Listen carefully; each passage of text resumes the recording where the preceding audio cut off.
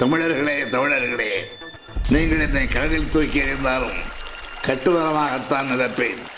அதில் ஏறி நீங்கள் பயணம் செய்யலாம். கவிழ்ந்து விட மாட்டேன்.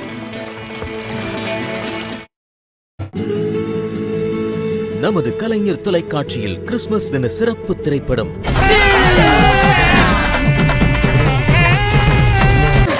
ஏமா நீ உள்ளூருக்கு ஏன் வண்டி தான் கிடைச்சா? அப்படி என்னமா உனக்கு அவசரம்? என் புருஷனை காலையில இருந்து காணானே. எங்க போறான்? மணி பண்டாச்சுல, வழக்கம் போல அப்பா கடைக்கு போயிருப்பான். போய் பாரு. அவனுக்கு டெய்லி இதே வேலை தானே. எங்க அந்த கடையை திறந்து வச்சு இன்னும் எத்தனை குடும்பத்தை கெடுக்க போறாங்களோ. ராமனை செருப்பால் அடிப்பான், பிள்ளையார கல்லு நின்று தரையில உடைப்பான், தமிழை காட்டு மிராண்டி என்பான், ஏனென்று கேட்டால் கடவுளே இல்லை என்பான். தேர்தல் வந்து விட்டால் கடவுள் பெயரை சொல்லி ஓட்டுக்கு பிச்சை எடுப்பான். அவன் பெயர் தான் என்ன என்று கேட்டால் சாமி என்ற பெயரில் முடியும் என்பான். எல்லாரும் சந்தோஷமா இருக்கணும். நம்ம சந்தோஷத்துக்கு குறுக்க அந்த ஆண்டவனே வந்தாலும் கழுத்தை அறுத்து போட்டு போய்கிட்டே இருக்கணும். ஏய், இங்க எல்லா இடத்துலயும் சாதி தலை விரிச்சு ஆடிக்கிட்டு இருக்குது. அத வேரோட அழிக்கணும். அத அழிக்கணும்னா மேற்படியா உடம்புக்குள்ள நம்ம ரத்தத்தை பாய்ச்சணும். அதுக்கு கூடவே இருந்து நம்பிக்கை துரோகம் பண்ணணும். என்ன பண்ணுவீங்களா?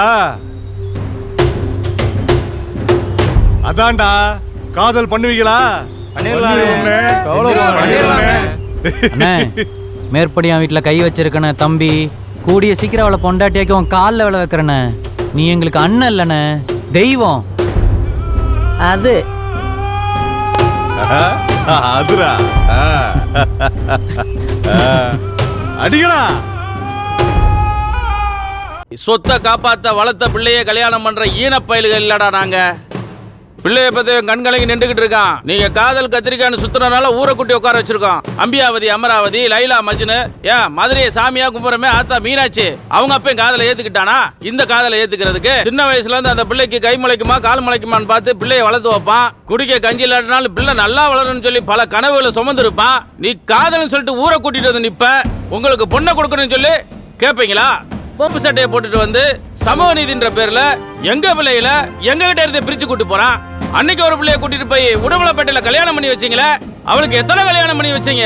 ஒருத்தன் செத்து போனா அவளுக்கு 1000 கல்யாணம் பண்ணி வச்சிருக்கீங்க. அந்த பிள்ளை இது வரைக்கும் ஒரு புருஷனோட வாழ்ந்திருக்கா? இவங்க நம்பி எப்படி அனுப்பி வைக்கிறது? நான் என்னத்த கேட்க போறேன்?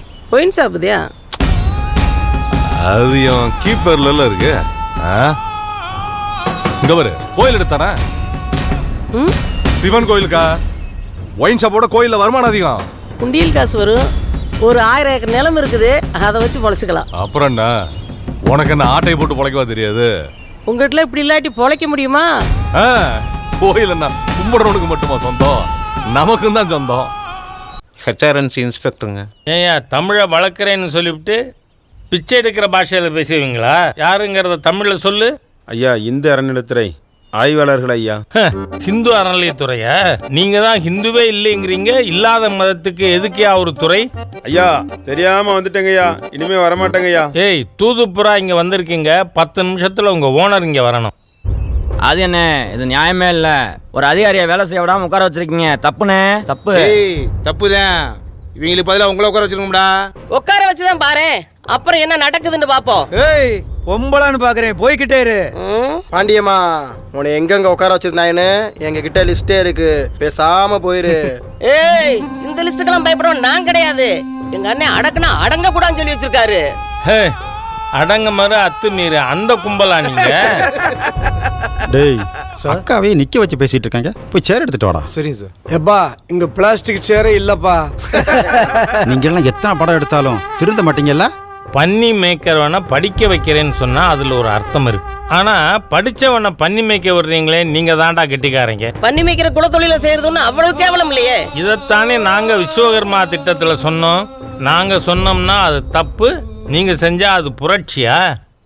சீனிவாசா, ஆம புகுந்த வீடும் அறநிலைத்துறை புகுந்த கோவிலும் உருப்பிட்டதா சரித்திரம் இல்லை. போய் கோவிலை கழுவி விடு. கருணா, இனி கோவிலை எடுப்போம்னு கோவிலுக்குள்ள வருவாங்க. அது எப்படி வருவாங்க? இவ்வளவு பஞ்சாயத்து நடந்துச்சு, இந்த அல்லலியா பாபு எங்க கருணா? ஃப்ரீயாக கிடைச்சாவே அந்த ஆள் பின்னால் குடிப்பான். இப்போ ஃப்ரீயாக வேற கிடைச்சிருக்கு.